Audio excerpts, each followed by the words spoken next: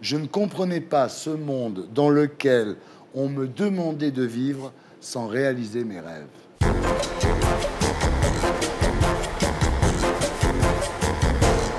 Nous accueillons notre terrienne du samedi 20h, ce soir, Mélanie Astels. Mélanie, bonsoir. Alors, votre histoire a tout d'un conte de fées.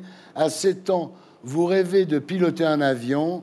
À 18 ans, en plein échec scolaire, vous abandonnez le lycée sans passer par le bac et vous allez travailler comme caissière dans une station-service. Aujourd'hui, à 33 ans, vous êtes instructrice à l'école qui forme les pilotes d'Air France et dans l'équipe championne du monde de voltige aérienne. Voilà.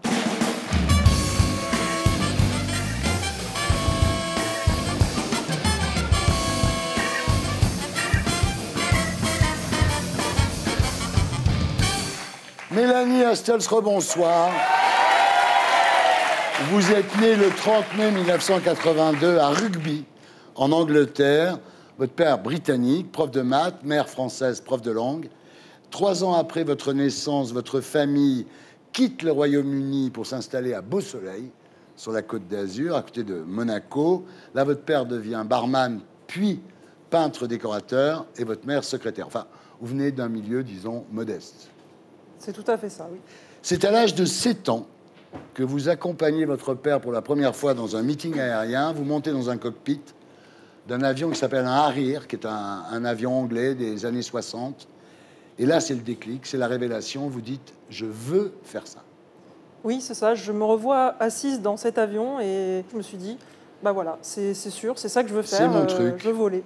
Vous devenez obsédé par les avions, vous ne parlez que d'avions, vous dessinez des avions, vous collectionnez tout sur les avions, vous allez voir des avions dans des aérodromes, vous êtes pilote de chasse. Alors quand vous racontez ça aux adultes, évidemment, on imagine facilement leur réaction. Oui, c'est ça, c'est dangereux, il n'y a pas de femmes, donc on me décourage très rapidement de faire ça.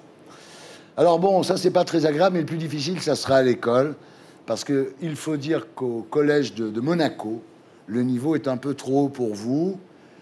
C'est la dégringolade, c'est l'échec scolaire. Vous finissez l'année avec 3 ou 4 de moyenne, Mélanie, quand même. Oui, donc à la base, j'avais des capacités à l'école, mais je n'ai pas trop appris à travailler non plus. Et allant à Monaco, c'est vrai que l'effondrement a été a suivi le rêve brisé d'être pilote, en fait. Et... Ah oui, c'est vrai qu'avec des résultats comme ça, il n'est pas question d'être pilote de chasse. Et vous avez une phrase que j'aime bien. Je ne comprenais pas ce monde dans lequel on me demandait de vivre sans réaliser mes rêves. C'est une très jolie phrase. C'est tout à fait ça, et c'est ce qui a fait que je me suis effondrée à l'époque. C'est-à-dire que le 3 de moyenne, c'était des feuilles blanches rendues parce que je comprenais pas. Vous êtes perdu à l'époque. Bizarrement, vous arrivez à vous hisser jusqu'en terminale, mais quand vous arrivez en terminale, vous dites j'arrête, j'en peux plus, j'arrête l'école. Tout le monde vous dit que c'est une connerie. Vous voulez vous arrêter. Là, vous allez bosser dans une station-service. Voilà. Ah, vous êtes effondré, vous dites j'ai tout raté. Mais au boulot, ça se passe pas mal. Hein. Bah, ça se passe bien. Et très rapidement, je m'investis et je cherche à apprendre sur le tas le boulot de manager, en fait. Donc voilà, je fais les fiches de compta, les inventaires, je mets en rayon les commandes, les trucs. Et voilà, je m'investis à fond, en fait. Voilà. Et là, le destin.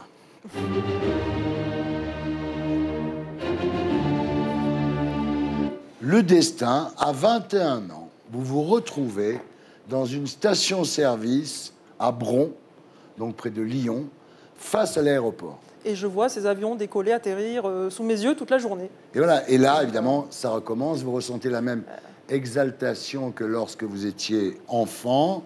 Ah ben là, ça revient à fond, comme le coup de foudre, on pourrait dire. On parlait ça un coup de foudre. Et du coup, tel le magnétisme, je retourne vers mon rêve d'enfance. Alors là, attention, hein. Vous commencez par pousser la porte de l'école de pilotage. Vous décidez de vous offrir un baptême de l'air. Vous avez peur d'être déçu, parce que quand on adore quelque chose, on se dit peut-être c'est moins bien que ce que je croyais. Pas du tout, mais vous avez le vertige en plus. Ah oui, absolument. J'ai vraiment le vertige, même sur un escabeau, je me sens pas à l'aise du tout. Ça surprend souvent les gens. Mais dès la première heure de vol, c'est l'extase. Je me dis, mais c'est là-haut, c'est chez moi, c'est mon univers, il faut que j'y aille. En 2003, vous passez votre brevet de pilote privé. Alors, c'est quand même 100 € l'heure de cours. Ouais. Donc vous bouffez des patates, quoi, vous économisez. Bah, j'essayais de, voilà, chaque fois que j'économisais un petit peu de nourriture, j'économisais 1 ou 2 minutes de vol et je les accumulais. Et à chaque fois, ça faisait une leçon. Mais pour obtenir votre brevet de pilote professionnel, il faut le bac, que vous n'avez évidemment pas. Vous vous inscrivez à des cours par correspondance pour avoir le diplôme d'accès aux études universitaires, qui est un équivalent en fait du bac. Vous dites, je révisais à la station-service derrière ma caisse entre chaque client. Simplement, pour obtenir le brevet de pilote professionnel, il faut 200 heures de vol. 200 heures de vol, c'est 60 000 €. Alors là, s'engage une course infernale au financement de cette formation. Je nettoie les avions, je fais du secrétariat. Dès que je peux me libérer pour aller convoyer, donc amener un avion à la mécanique, je le fais. Ben voilà, je cherche Vous tout ce que je peux, comme ça, tout ce que je peux pour et à la sortie, aller vous y arrivez. vers l'avant. Ouais. En 2008, vous obtenez votre brevet de pilote professionnel. Mais pour vivre de ce métier, évidemment, il faut être pilote de ligne. Et il faut faire l'École nationale de l'aviation civile, l'ENAC, celle d'où sortent les pilotes d'Air France. Sauf qu'il y a 20 places et il y a 4000 candidats. Je m'enferme pendant 3 mois dans ma chambre et je ne fais plus que ça, je ne parle plus à personne, je me mets à bosser à fond. Et là, alors, au moment d'y arriver, l'administration vous oppose que le DAEU, le diplôme d'accès aux études universitaires, c'est pas le bac. Ici, c'est le bac.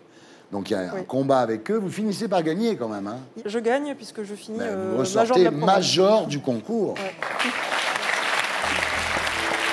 Et vous devenez instructrice à l'ENAC. Bon, là, vous pouvez être pilote de ligne. Mais le goût de l'aventure l'emporte. L'adrénaline de la voltige vous appelle. En 2015, vous remportez les championnats du monde avec l'équipe de France. Je fais partie de cette magnifique équipe de France. Il faut savoir qu'elle est championne du monde et d'Europe depuis de nombreuses années. Ouais. On est les meilleurs en voltige.